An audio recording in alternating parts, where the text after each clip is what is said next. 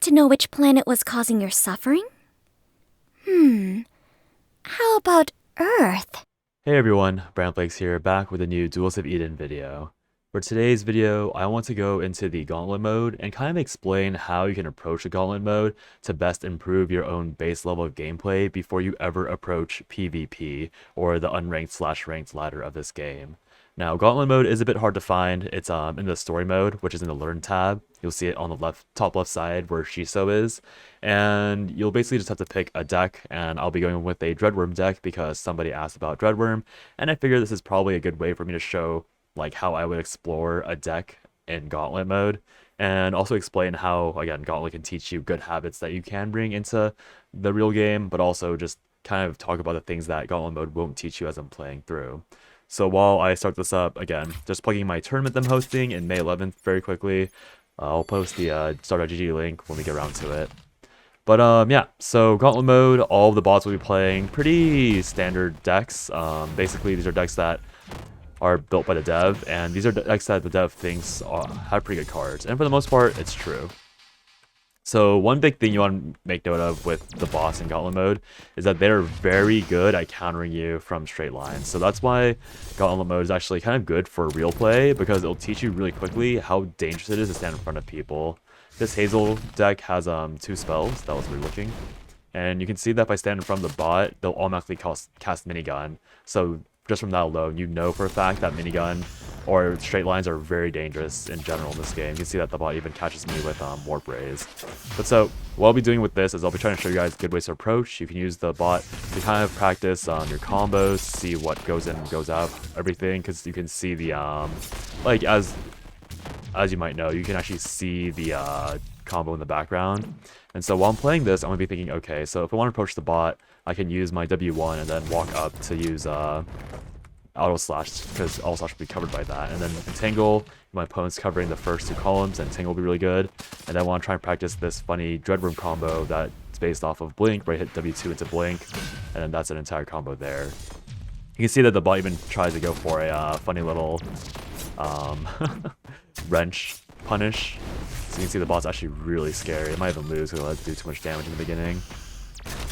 Yeah, the bot's by no means perfect. You can see that didn't dodge my Paragon. The bot won't really respect your spells, but that's fine if you're new to the game because you're trying to learn how to hit the spells, right? So like here, if I walk in front of the bot, it's going to 4-way me with Thunder, right? So like here, I'll walk into it. It's going to cast Thunder eventually if I try and cast something probably. You can see, yeah, it goes for the counter pretty quickly. So you're going to say, okay, so maybe I'll recognize Thunder from now on because Thunder will punish me. I see that they use Ion Cannon the moment they saw it, and then they're going to, again, counter me every time they can. So it's like, okay, how do I work around that counter range? So I'm going to try and get close to the Terra where she can't hit me, and then go for this line combo that I saw in my hand. I have Blink, so I'm going to try and find a way to get this Blink safely in here. And then I'm going to try and hit my combos the way I want to see them.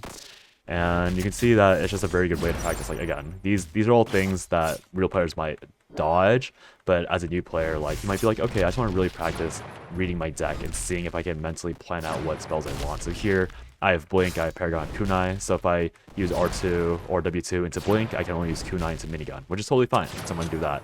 It's gonna be into Blink, they counter because they disrespect the bot, and that's something we talked about, right? Disrespecting somebody who's able to counter you properly because of a straight line. If I was a real player and it was Saffron, I would have gotten countered there. If it was a real player with a Kunai or Minigun, I would have gotten countered there. So it's still a really good habit to keep. So instead of that, I'm gonna be using my W2 as kind of noise and trying to hit confirm the spell instead.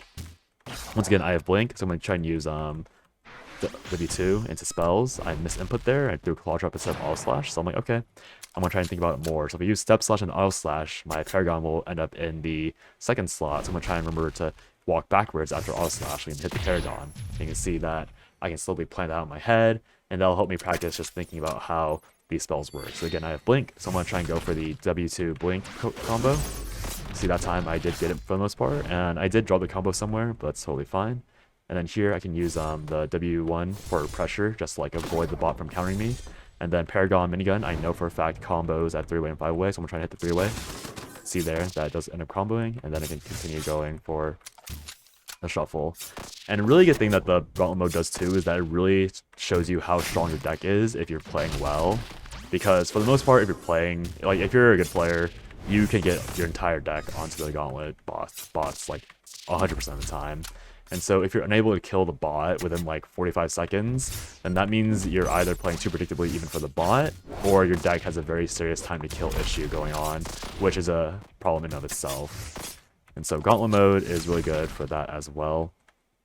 Which is a really good way, again, to see, like, again, the bots will always try and counter you if they have the choice. I don't know why the developer coded in that way, but these bots will, like, ego check you as hard as they can. You can see that I'm really relying on these off angles, which is just going to be a good habit in general. If your deck has off angles, you always want to be looking for those off angles. So here I have the W2 thing again, so I'm going to go for this combo. You see that I did mostly get the combo there. I don't want to shuffle because I don't like the cards in my hand.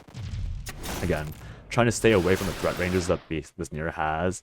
Another thing this Gauntlet is pretty good for doing is teaching you the like generic threats of the characters, because again, if they think they'll counter you, they will go for the counter. So you will see a lot of the character spells very fast. And that actually makes Saffron one of the scariest Gauntlet moded bots, because Saffron obviously has W1, which is one of the strongest spells, one of the strongest weapons rather, to counter with. Claw Trap's in this deck because with Claw Trap you can put it in the front row and stand in front of it, and they'll block a lot of the step spells and pressure your opponent a lot. Here I'm gonna go for the 3-away Paragon combo. See there that I managed to hit it.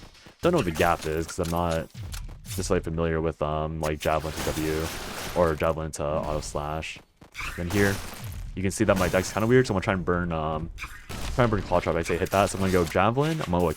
So Javelin into minigun, that means my bouncing blade's going to go into the Javelin spot. So my combo here is going to be W, Q, W, and then probably Q again because... Oh no. Oh yeah, so my Kunai is going to go into the slot eventually because I'm casting so many spells. I want to use Kunai after my bouncing blade, so combo. Solid thing, okay. I'm going to try and line it up, use my W1, try and use my W2, and if I hit, you can see the bot counter me there. And that's another thing, like you can see that if you take too long to plan, the bot will show you like, okay, you have to be a little faster with execution, and maybe be a little faster with your execution, and then if you can like read it fast enough, like here I'm like, okay, I can do this, and that's a combo, right? Like if you're faster and you read the bot faster, you see the time to kill really quickly in the gameplay. So here I have sub slash auto slash into entangle, so I'm gonna go for that. And then that way I can combo into these projectile spells. You see it's a true combo because I know the order. And then here I have W2 into Blink, which is another combo. So again, I'm just like trying to learn the combo routes so that if I ever go into a new game, I kind of know what I'm looking for. So here I want Bouncing Blade, Kunai, Javelin, because that's the only way I combo it. And I might be able to hit Paragon afterwards if the bot's a little closer. Go for here. You can see there, that's a full combo. And then I have sub slash auto slash into Entangle again. You can see I'm trying to avoid the bot attacks at the same time, just practicing that as well. And then with Entangle, I can do a little more combos there. So here, Hyper Beam. You always want to walk up and down against Hyper Beam. Bot, again, is really good for teaching you that. Sweeper. These spells aren't nearly as played as much, but still good to know. And then here I have Blink, so I'm going to do that to Blink. You can see there I killed the bot. This is a very high HP pot too. I killed it in 62 seconds, which means that my deck does have some pretty good damage output. So I have a bomb. Gonna try and blow that up. This deck might have some pretty severe bomb problems. We don't have a push slash in here, which is fine. This is just a deck that I made, and I'm just trying to experiment, right? You can see that I walked too close because they didn't respect the shotgun. Once again, the bot's very good with that sort of thing. And then you can see that I just missed the bot walking up, so I missed the Paragon follow-up. So yeah, not much more to talk about this. The bots, or Gauntlet, is pretty good for farming experience if you're looking for the pallets. So if you're curious about that, then you can always look for that. I'm gonna try and see if I can do a W bomb. Nope, doesn't work. Also a good place to just experiment with random things to see if they work or not. Obviously the W1 into the bomb clear is not working. This bot's gonna whirl me if I... Well, oh yeah, she shuffled. But the bot would have rolled me if I had stayed in the same place. So I would say that if you can clear the bots pretty consistently, then your control is going to be very good, because the bots do a lot here. I'm gonna cast W1. And the bot's gonna thunder me the moment, yeah, my shield comes down. So it's like, if you have problems being countered, ironically the bots are very good for that. You can see I tried to cast and then immediately backstab me into the bomb.